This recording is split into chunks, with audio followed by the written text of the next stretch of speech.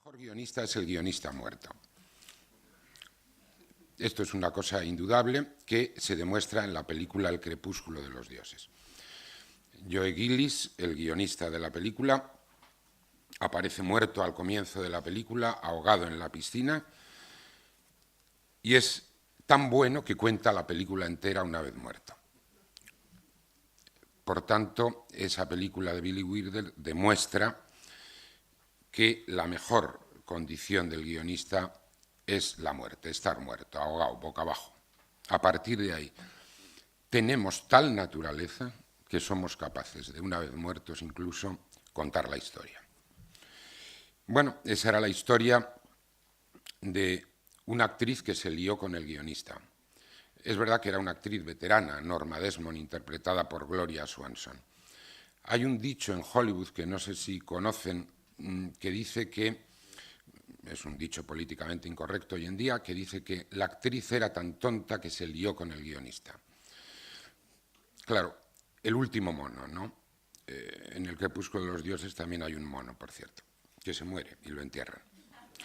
El último mono. La actriz era tan tonta que no se lió con el productor, ni se lió con el director, ni siquiera con el director de fotografía. Se lió con el guionista, con el que menos pintaba en la película y en el poder de Hollywood. Bueno, era, ya digo, una veterana ya en declive. Quizá eso le llevó a cometer semejante error. Pero no deja de ser cierto que el que menos pinta desde el origen es el guionista. Hay un libro que no sé si han leído, pero yo lo recomiendo vivamente, seguro que lo habrán leído, porque si no lo han leído no sé a qué esperan, que se llama Aquí Kubrick, que es, creo que está editado, al menos por última vez, por Grijalbo. Es un libro del novelista, ensayista y también guionista de películas Frédéric Raphael. Frédéric Raphael fue el guionista de Darling, fue el guionista de Dos en la carretera, una película que no está mal, y terminó siendo, por cierto, y digo terminó porque yo no le conozco guiones posteriores, el guionista de Ace White Sat. Su libro, como creo haber dicho o no, se llama Aquí Kubrick. Ese es un libro de un hombre desesperado, desesperado por ser guionista, pero por ser guionista con Kubrick. Kubrick, como sabemos, era un tipo muy maniático, como lo son tantos directores, pero bueno, era un tipo genial, como no lo son tantos, como tampoco lo somos los guionistas. Y en este libro, Frédéric Raphael cuenta la dura aventura de ser guionista, aunque bien es verdad, sobre todo la dura aventura de ser guionista con el gran maníaco, con el gran perfeccionista que era Stanley Kubrick. Pero en un momento dado, en unas páginas dadas, y siendo un poco el meollo de su libro, saca a colación la fábula de la rana y el escorpión como almendra central o explicación central de la condición del guionista en relación con los directores. Yo me he sentado aquí al principio, o él se ha sentado al lado de Enrique Urbizu, y estoy todo el rato pendiente, le veo a mi amigo Enrique Urbizu, y estoy un poco pendiente porque yo voy a decir algunas cosas picajosas respecto a los directores, pero no por nada, ¿eh? Y menos mal que Enrique, además de excelente director, es, y aquí hay otros directores en la sala, por cierto, es magnífico guionista. Pues Rafael hablaba de la rana y el escorpión y venía a decir, recuerdan la fábula, que los guionistas somos la rana. Somos la rana. Hay un director que no sabe ir solo a la otra orilla del arroyuelo. Y entonces nos dice, hombre, escribe tú, lánzate, enfréntate al folio en blanco, ahora a la pantalla en blanco, escribe, llévame al otro lado. Y nosotros, como no tenemos otra cosa que hacer, y además no sabemos hacer otra cosa, pues efectivamente lo hacemos. Claro que a veces pensamos o le decimos, oye, pero luego no me irás a traicionar, no me irás a clavar el aguijón, no irás a cambiarlo todo, no te inventarás otras cosas que yo no he escrito. No, por supuesto que no, tú llévame, tú déjame ir encima tuya y ya verás cómo no. Y al llegar a la otra orilla, en la fábula, el escorpión, cuando ya ha ganado la tierra, pica mortalmente a la rana. Y entonces la rana protesta y el escorpión dice, ya lo siento, conocéis insisto, la fábula estaba en mi naturaleza. Bueno, a veces nos toca hacer eso, ¿no? Llevar a la otra orilla al director que no empieza a escribir, que no hace la primera línea de la película, del guión. ¿Por qué digo esto? Porque nos toca mucho escribir con los directores. Nos toca mucho escribir con los directores y nos toca mucho escribir con directores que no escriben. Yo no sé por qué nos toca tanto escribir con directores que no escriben, porque si escribieran, escribirían solos. Pero muchas veces en la profesión nos toca eso. Somos la rana que les llevamos al otro lado. Cuando el manuscrito está terminado, se puede discutir, se puede cambiar. También hay otros que prefieren irlo cambiando por horas o por días, o cada 10 folios o cada secuencia. Pero somos nosotros los ponentes. ¿Por qué escribiremos tanto con directores? Hay otros que escriben solos. Por algo será. En principio los que escriben solos es porque pueden, los que escriben con nosotros es porque necesitan. Luego comparten créditos. Y esto empieza a formar parte de nuestra invisibilidad, porque como compartimos créditos, aunque es verdad que ya tenemos cartón propio, pero muchas veces compartido con el director, a veces vamos los primeros, porque qué menos empezamos, pusimos la primera línea del guión. Ellos aceptan que vayamos delante, pero a veces no, incluso no, vamos los segundos. Y entonces la gente cree que somos como unos colaboradores, como uno que ayuda, uno que ayuda. El guionista es uno que ayuda al director, que firma y que luego también tiene el último crédito, el que se clava en la retina y claro, por algo será que tiene el último crédito. Nosotros hemos sido el que ayuda un poco por ahí, ¿no? El que ha hecho de pinche, de cocina o ¿no? Y esto creo que es algo que deberíamos pensar. No me voy a poner reivindicativo tan pronto. Ya he dicho que no voy a hablar de las cosas más reivindicativas, pero bueno, deberíamos reforzar el sentido de la propia dignidad. La dignidad no consiste en escribir con otro, luego hablaré de eso, aunque sea director, pero sí de hacernos valer, que era lo que nos decían de pequeños. A mí me decían, hazte valer, hijo mío, hazte valer. No sabía muy bien qué era eso, pero luego sí lo aprendí, porque me di cuenta sobre todo de qué consiste lo contrario, no hacerse valer. Acabo de leer la última novela de Vargas Llosa, El héroe discreto, que está bien. Nosotros somos a veces héroes discretos. Héroes porque escribimos la película, discretos porque ni se nos nota, porque somos invisibles. El héroe discreto del héroe discreto, la última novela de Vargas Llosa, es un empresario transportista, algo muy alejado de nuestra profesión, pero que se dedica toda su vida a partir del momento en que tiene una grave dificultad, que es que la mafia le pide dinero para protegerle. Es decir, los mismos que le van a matar son los que le piden, como suele ocurrir, dinero, le van a matar si no paga dinero para protegerle. Y él se niega porque su padre, obrero y miserable de medios económicos, luchó y trabajó de sol a sol, dice Felicito Yanaque, que se llama este personaje. Otra de las novelas de Vargas Llosa vuelven a tener nombres que nos gustan, Felicito Yanaque. Dice, no, mi padre me dijo, no te dejes pisotear, y no pagará. Nosotros no pagamos, pero a veces los directores nos quitan un pelín de dinero de las GAE porque firman los guiones con nosotros y entonces pues nos repartimos las pocas pelas o euros que hay para eso. Siempre hay euros en la siguiente entrega, no sé si os dais cuenta. En la primera todavía no hay suficiente, pero en diciembre ya habrá. Y creo que las cosas se nos torcieron un poco en dos momentos con relación a la visibilidad o la invisibilidad. En dos momentos. Uno fue desde el principio. Desde el principio. Las películas fueron de los productores, que tampoco es que fueran muy visibles, pero tenían la gloria del Vanity, no me viene, digamos, del Hollywood Reporter, pero quería decir la otra revista de Hollywood. Luego del Variety. Luego llegaron los directores, llegaron los actores, claro, y fueron los más visibles porque son los más visibles, claro, ponen la cara, y más que la cara, de modo que hasta ahí todo bien. Pero luego yo creo que la cosa se empezó a torcer todavía más.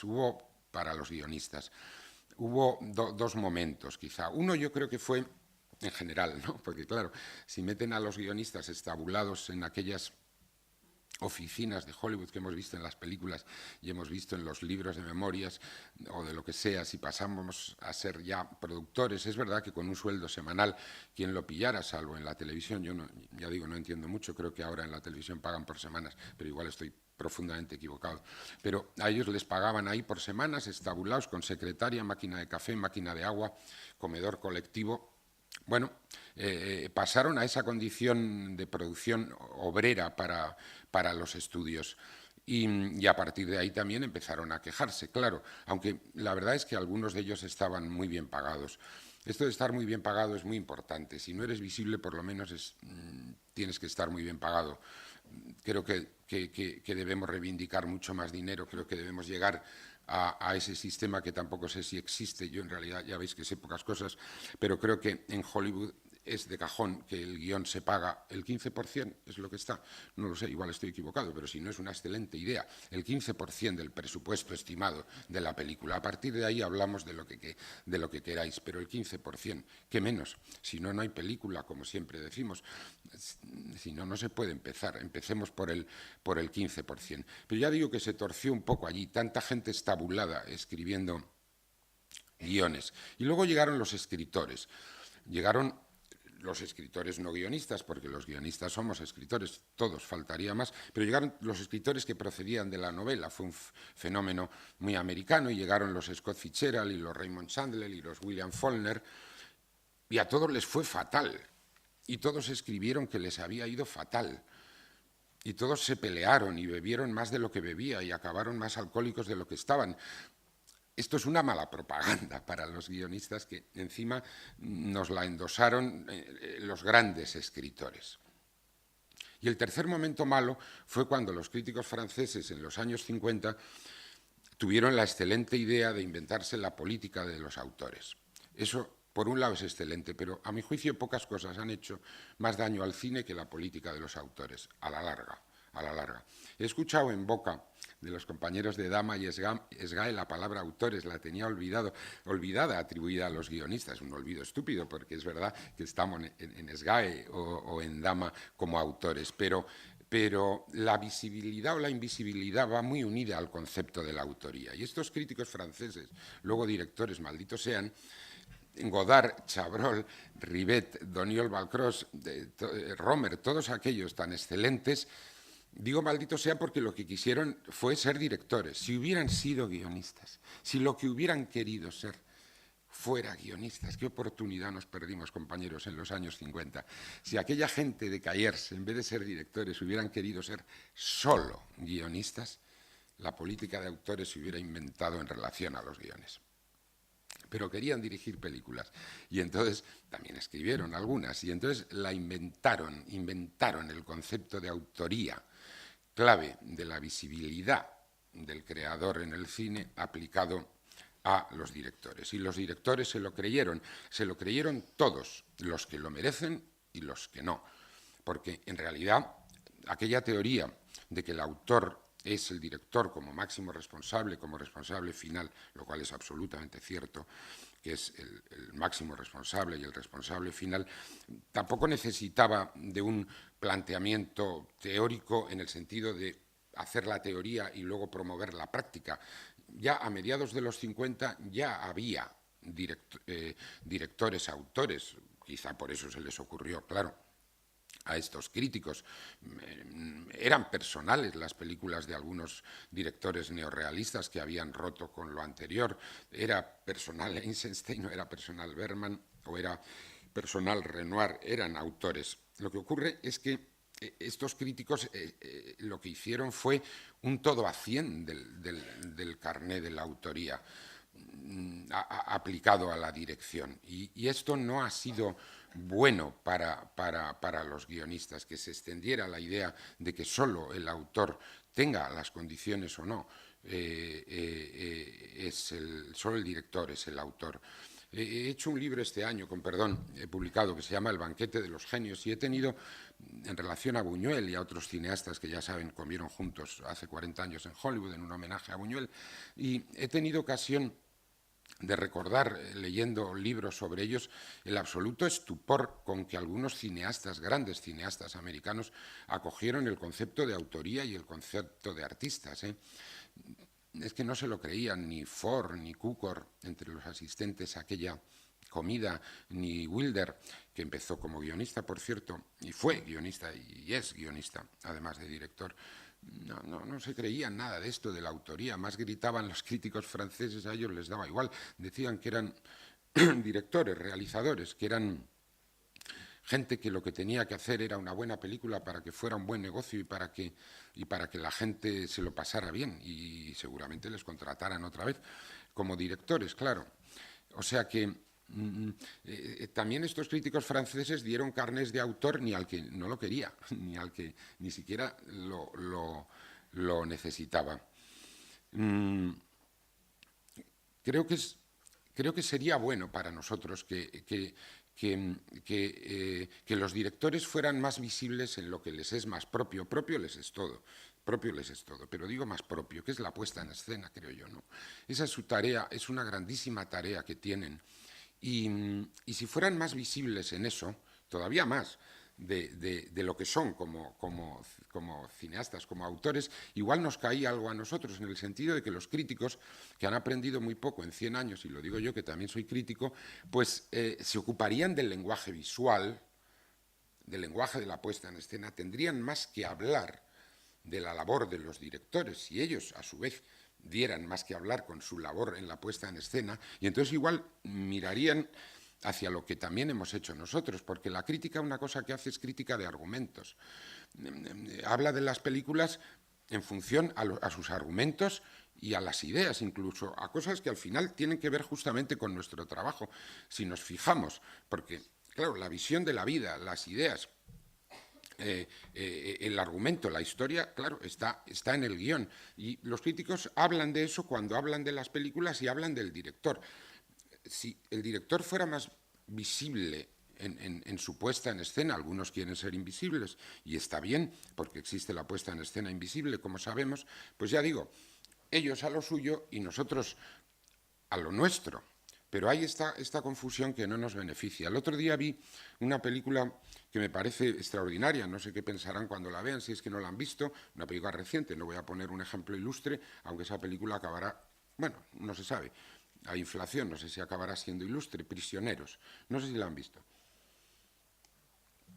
Se la recomiendo, de Denis Villeneuve. Es una película magnífica, un thriller sombrío, terrible, agobiante, francamente, que parte del secuestro de dos niñas. Y es una película de estas enferma, profundamente enferma, que solo los americanos pueden hacer de verdad, dado que tienen una sociedad tan enferma, según sabemos por el cine y por los periódicos, todos los días. El secuestro de una niña y el intento de venganza o de arreglar las cosas por su cuenta, tan propio del cine de Frisland, pues del padre de esa niña. Y a la salida comentábamos, nos encontramos con otro amigo del cine y comentábamos, y entonces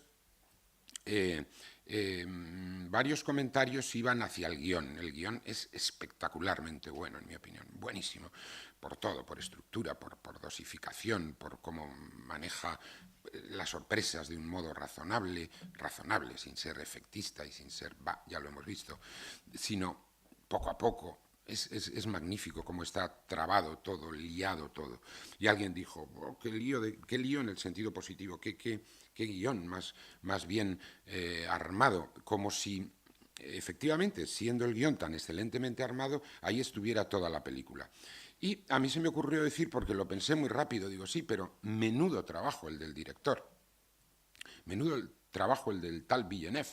Porque yo vi claro, no sé qué pensarán ustedes cuando vean la película, que con ese guión se podía haber hecho una película totalmente distinta. Y seguramente, dado que esta película es muy buena, pues se podía haber hecho una película mucho peor. Si llega un director muy efectista, muy broncas, o que tiene la sensación de que tiene que causar impactos inmediatos en vez de acumular tensión, si no es tan sutil, si no mueve la cámara tan despacio a veces, si no crea tantos vacíos, si no alarga la película para que vaya quedando una... La película dura 2 horas y pico, a mí se me hicieron, nada, media hora, dura 2 horas 40 casi. Si no tiene esa concepción de la puesta en escena, la película sería otra cosa y sería mucho peor. Por tanto, es una película clara para comprobar que, efectivamente, como sabemos, el director tiene un gran trabajo, tío, tienes mucho trabajo después. Ponte las pilas, tienes mucho que hacer y además luego tu trabajo es muy accidentado, el mío no, al escribir no tanto, pero el tuyo sí, van a pasar cosas, va a hacer mal tiempo, te va a fallar producción, un actor va a ser un gilipollas, tienes muchos problemas, un tío magnífico que le vas a querer explotar más, por si acaso hay algún actor aquí también, claro, todo... Tienes mucho trabajo y tienes que decir dónde vas a poner la cámara y dónde la vas a mover y le tienes que convencer a tu operador y a tu iluminador y todo eso. Denis Villeneuve tiene mucho trabajo en Prisioneros y lo hace muy bien. Y el guionista, que por cierto figura solo, que es a lo que quería llegar, en el cartón, solo. Solo Villeneuve no ha tenido necesidad de firmar con él nada, igual habrán comentado, pero no ha tenido esa necesidad. Es muy potente el tipo este, Villeneuve. Y el otro también, que por cierto, tuve que mirarlo. Ven cómo siempre va mal la cosa. Yo no le conocía, se llama Aaron Guzikowski, quizá. Retengan ese nombre, sé que no es fácil, pero Guzikowski va a dar que hablar como guionista.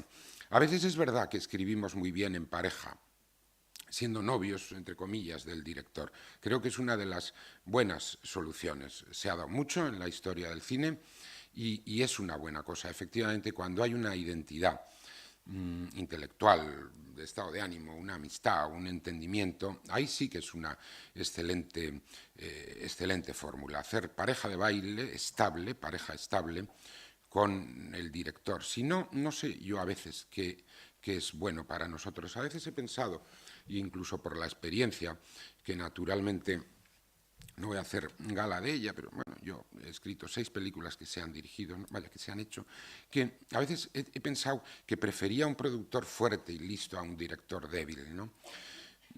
Esto no está nada en el ambiente en España, no está nada. Incluso a veces los propios guionistas creemos que si nos arrimamos, y la palabra es correcta, a un director y conseguimos hacer pareja con él, pues ya está. Sí, la pareja, ya digo, es buena, pero hay veces que si esa pareja no es buena, así de fácil, a veces se puede añorar un productor fuerte, entendiendo por fuerte inteligente, ¿no?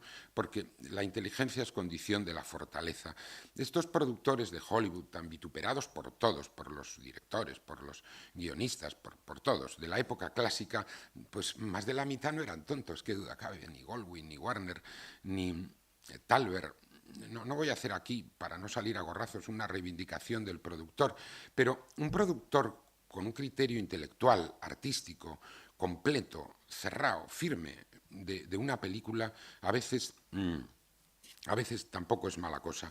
Las parejas de guionista y director, cuando son parejas, ya digo, pues funcionan bien, pero como las parejas a veces rompen y luego es un disgusto, como en el caso de las parejas en el amor, bastante grande. Bueno, pero te buscas otra, ¿no? Wilder escribió con Charles Brackett y luego se buscó a L. Diamond y, bueno, pues tuvo matrimonios de guionistas sucesivos y la cosa le funcionó. Él, que era guionista, que había sido guionista. Y por cierto, a veces los guionistas marcan tal impronta que, bueno, ahora que hablo de Wilder, pues yo creo que hay un cine con Brackett y hay un cine con Diamond, ¿no? Con Brackett, aunque Brackett también fuera guionista con Wilder para Ninotchka, por ejemplo, que es una película Lubitsch muy agradable y divertida, la etapa Brackett es muy sombría. La etapa Diamond es ácida, pero es de un humor más abierto. Estas cosas que nos importan, sería interesante que se hicieran estudios de cómo a veces los guiones dan... Es decir, un guionista tiene más identidad en películas de directores distintos que un director en sus películas entre sí. No sé si es un poco trabalenguas, pero quiero decir que cuando miramos a Azcona y tenía que salir el primer día, en el primer minuto, en la primera hora de este encuentro, a Rafael Azcona, pues las películas de Rafael Azcona con Berlanga, con Saura o con Ferreri son más parecidas entre sí que las películas, no diré de Berlanga, es una excepción, pero sí de Saura entre sí o de Ferreri entre sí. Eso algo debe querer decir respecto a esta cuestión por la que no sé si debemos disputar, que ya digo es el concepto de la autoría. Debemos simplemente sabernos los autores, sin más, porque fuimos los que escribimos la historia. Es así, hemos escrito la historia, hemos conquistado en los créditos el antepenúltimo cartón, creo que es, ¿no? Así, el antepenúltimo, ¿no? El guión, ¿no? Luego viene el productor y luego viene el director. Y no sé, ¿por qué? ¿No tendría que ser el primero? Pues es una exageración, lo comprendo, igual es un poco pronto. Las cosas no están maduras, pero no sé, igual, si se aceptara el orden cronológico, podríamos decir, disimulando a ver si cuela, pues igual tendría que poner Universal presenta o Golem presenta, ¿no? Una película escrita por Zutanito y luego interpretada por, y ya por ahí seguir el orden, ¿no? Hasta el final, ¿no? Y sería una idea, pero igual no nos haría más felices. Me temo que a veces nos gusta también ser lo que somos, gente que hace un servicio, como las putas, con perdón, servicio completo, ¿no? Gente que hace un servicio, puede ser, hacemos un gran servicio, no está mal hacer un servicio, ni ser mercenarios. Bueno, los mercenarios de las guerras no gozan de toda mi simpatía, pero estos mercenarios un poco metafóricos que somos nosotros, a veces nos gusta estar ahí. No tenemos por qué estar en otro sitio tampoco, si no queremos. Nosotros veremos en estos 2 días qué pensamos y qué decidimos al respecto. Siempre ha habido gente en la vida, unos han tenido vocación de Luis XIV, sobre todo por herencia, y otros han tenido vocación de Richelieu o de Mazarino o de Alfonso Guerra. No sé, hay veces que estar ahí en el banco diciéndole al oído al número 1 cosas que sabemos que luego van a contar, pues también es gratificante. Yo lo que animo a los directores un poco españoles, porque yo creo que en otros países, por lo que tengo leído, no pasa tanto esto, es que no sean a veces sin querer, un poco tan desdeñosos con el guión. Es más frecuente, según mi experiencia, leer a compañeros directores que dicen, bueno, para mí el guión es un borrador, para mí el guión es un esquema de trabajo, coño, pues háztelo tú. Digo, no, pues es un borrador, es un esquema de trabajo. Hombre, pues sí, claro que sí. Ha estado David Lynch en Madrid estos días, supongo que habéis leído algunas cosas muy interesantes que ha dicho. Con David Lynch muchas veces se piensa que algunas de sus películas, sobre todo las últimas, igual cosas de Mulholland Drive o de Inland Empire, pues no sé, tienen que ser improvisaciones, cosas que se le han ocurrido sobre la marcha. Un tipo como David Lynch ha dicho en Madrid, bueno, sí, claro que improviso a veces, pero el guión es muy importante, el guión me tiene organizada la cabeza, me tiene organizado el trabajo, dicho sea de paso, incluido el plan de trabajo. El guión es muy importante, a veces... Claro que me invento cosas sobre la marcha, y cómo no se las va a inventar, ¿vale? Naturalmente es el trabajo del director, no es lo mismo si llueve, si está nublado, si hace sol. Ya digo, si la actriz o el actor tiene un mal día, si de repente el escenario natural te enamora y dices voy a hacer algo más porque este es el sitio más bonito y qué bien estamos aquí. Claro que hay, pero...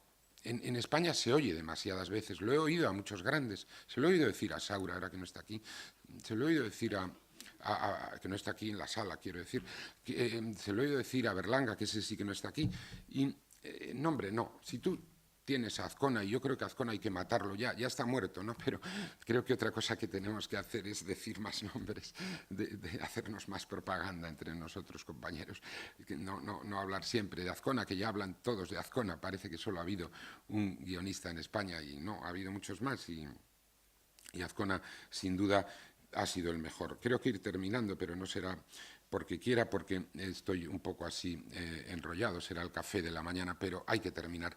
Yo lo que creo es que, voy a decir lo contrario que dije al principio, el mejor guionista es el guionista vivo.